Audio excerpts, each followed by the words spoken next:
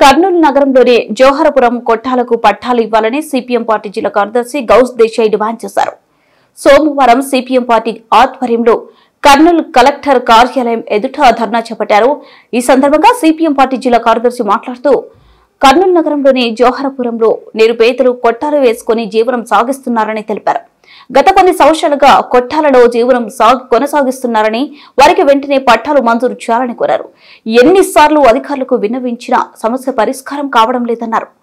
ఇప్పటికైనా వెంటనే చర్యలు చేపట్టి జోహరపురం కొట్టాలకు ఇండ్లు పట్టాలు మంజూరు చేయాలని జిల్లా కలెక్టర్ను కోరారు. అనంతరం జిల్లా కలెక్టర్కు వినతి పత్రం అందజేశారు.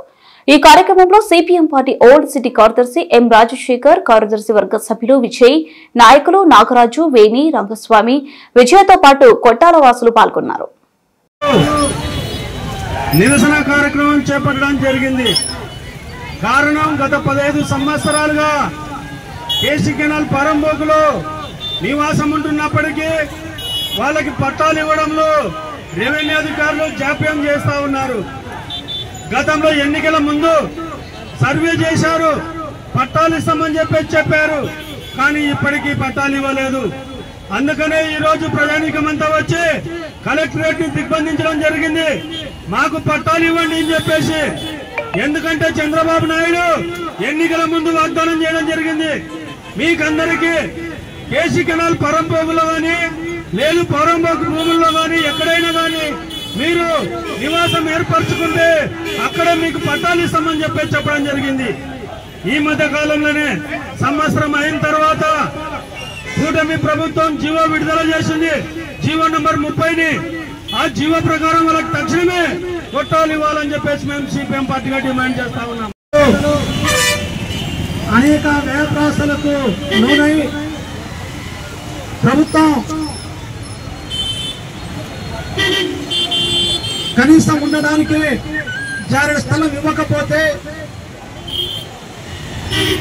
తాము దొరికినటువంటి ఏదైతే కేసీ కెనాల్ పరంపోకు భూమిలో ఉందో అక్కడ గత 15 సంవత్సరాల నుంచి పట్టాలేసుకుని జీవిస్తున్నారు.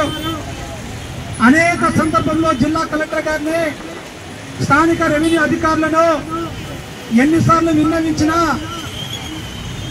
ఎటువంటి ఫలితం లేకపోయింది. అయితే ఈ సందర్భంగా నేను జిల్లా కలెక్టర్ గారిని అట్లా ఆర్టీఓ గారిని కోరుతా ఉన్నా, ప్రభుత్వం జీవో నంబర్ 30 విడుదల చేసింది.